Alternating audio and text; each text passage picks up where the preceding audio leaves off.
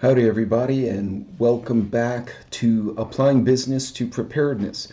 We're going to use business concepts to help guide your thought process in how to prepare and, in many ways, how to deal with certain things in your day-to-day life.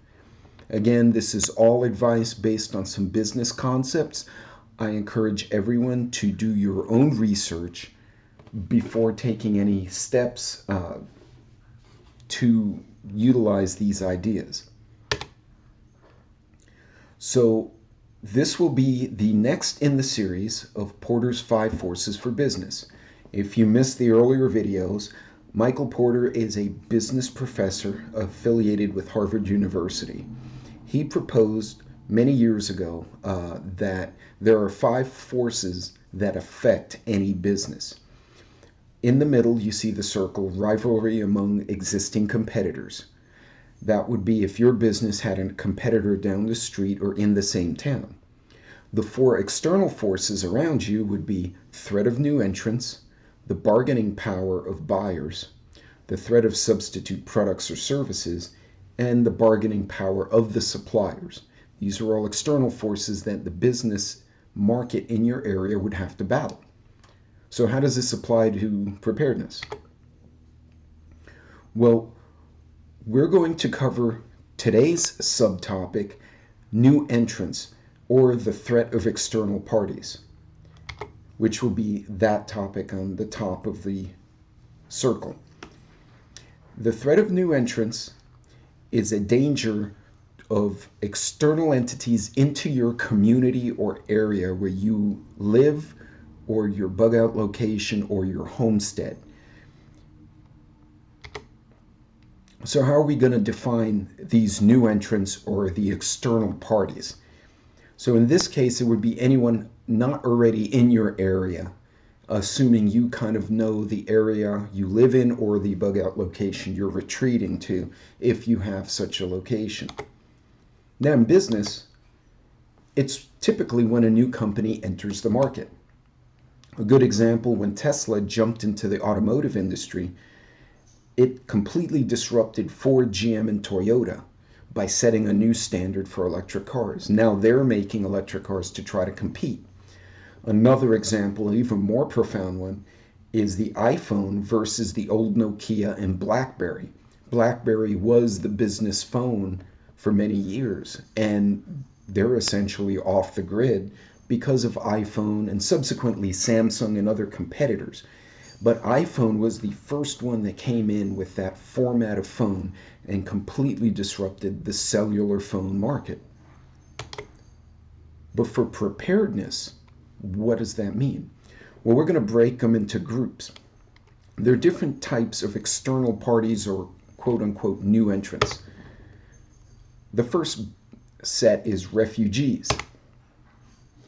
Now, I'm defining refugees as people fleeing another area on their own. For example, there's a dirty bomb or nuclear explosion or some other horrific unexpected event, a large earthquake in California along the fault lines, or a nuclear meltdown where people are just fleeing and there's no organization because it has caught everybody off guard and the authorities have not had a chance to set up any kind of perimeter response.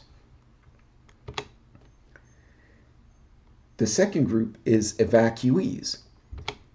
These are people who are formally being relocated by authorities, and they're usually much more organized. A good example is Hurricane Harvey. Hurricane Harvey, built on the lessons of Ike, Rita, and especially Katrina, which was not handled very well back then. The relocations were done by zones. There were designated places to drive depending on which direction you were trying to go. People who did not have the means to flee on their own were provided transport at designated areas, and people were given wristbands with a barcode so that the evacuation teams could keep families and, more importantly, children, disabled, and special needs folks together as they evacuated, so we didn't have families split in multiple cities or multiple states. The evacuees are then typically brought to designated drop points where either family will get them or they will be sheltered in another location. These are very organized. The last group is probably the most problematic, and these are intrusive, predatory, or parasitic.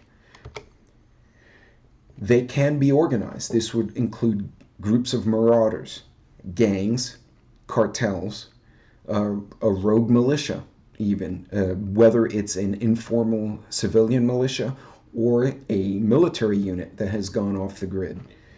The other one is rogue corporations or rogue corporate.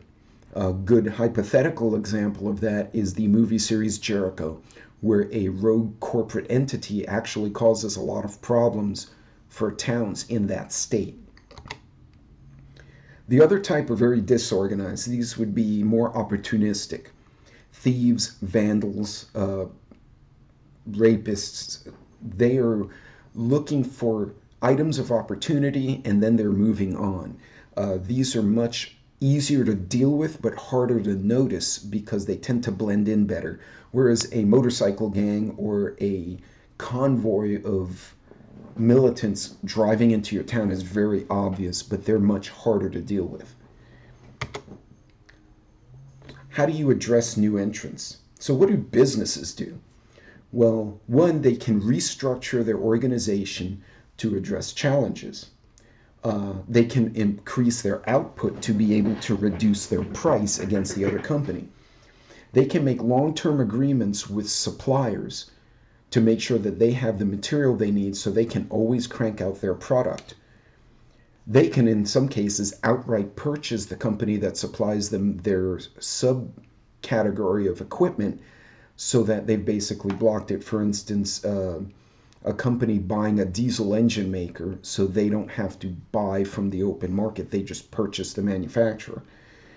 They can upgrade their products to perform better. Or they can work in agreement with the new entrant.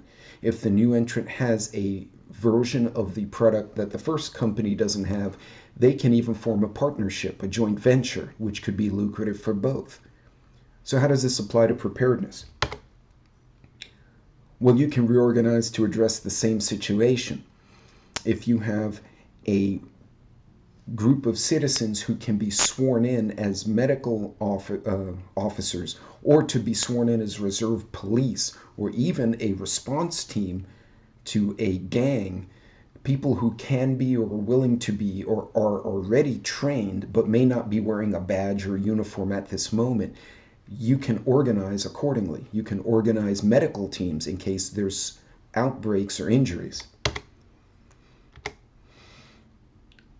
You can increase protection and support, again, by training the people in your area as a group. You can increase the amount of people who can then respond to a situation. You can make sure everyone learns first aid, everyone understands how to handle firearms, and so on. The other option is to make alliances, agreements with other groups and towns. If you have multiple towns near each other that all have similar concerns, you can have mutual assistance agreements between the sheriffs of the counties or the various mayors of the cities. So if there's an illness outbreak in one area, a doctor or nurse from another can come and assist. Again, if you're on your homestead and you're in need of something, or you're addressing a danger beyond your capacity, you can reach out to other farms or neighbors in the area to assist you. As opposed to buying out a farm or buying out a water well, you can protect the water well. Towns can designate which water wells or which fields belong to which city, and then establish trade agreements between them. As far as working in agreement with the new entrants, if you have new people coming into your community who are willing to work together and help protect or contribute to your area, then these may be very valuable, especially if they have a unique skill set. So bringing the new people into the fold and increasing the size of your town, granted, will increase the number of mouths to feed and people who could get sick, but it can also increase your amount of protection and people you can count on. So the tips for today: identify holes in your preparedness much the same way a business identifies hole in their marketplace. Work with your suppliers, in this case stores, farms, to arrange purchase agreements. If you have a local farm that goes directly to the farmer's market in town, perhaps arrange to buy eggs, beef, or whatever product you may not be able to get yourself from them on a recurring basis, like a subscription. Ultimately, if things get tight, they're more than likely going to go and support their recurring and ongoing customers as opposed to strange people coming out of the market. Find like-minded folks who can be part of the bigger community. If you know people with special skills who may have to retreat from their location or are already in your community, have them come help. You can organize local emergency response. For example, you can create a CERT chapter, Civilian Emergency Response Team. This is a federally funded and supported program, much like the old civil defense. They will train the volunteers to handle emergencies in their own area and also how to interface with the military, the National Guard, the other FEMA or other agencies that come in. You can also become a part of the emergency response locally. Be part of your volunteer fire department, even if it's just helping to maintain vehicles or be a dispatcher if you're not capable or have the time to be a firefighter. You can be a reserve officer. There are other things you can do to be in the know and contribute. You can also speak to local leaders about what the emergency response plans are. Every town and city that falls under a FEMA Integrated Command System, or ICS, which is pretty much everyone, has to have a local emergency response plan to provide to the state so the state knows how to respond to local incidents. Talk to your local leaders, especially in a smaller town. If they don't have something formal written up, perhaps you can recommend that they create a council to create such a document to guide the community. And lastly, if you're already a part of a group, reach out to other local groups. If you are a homesteader or you're a farmer and you have other people in the area who may be able to help you with their skill sets or an emergency, by all means, do so.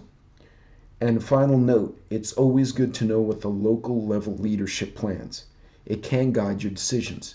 If you know that your local town has an old civil defense bunker with medicine and with emergency goods, you can plan around that and consider that you may need to stock a little extra of whatever they don't typically have to make sure that you're properly rounded. In any case, these are all examples of how you can take a business concept and apply it to your personal preparedness. That's the end of today's video. Please like and subscribe, and I hope this is helpful to you in helping you quantify the threats and the challenges that you can overcome in today's preparedness environment. Until next time, Godspeed and be safe.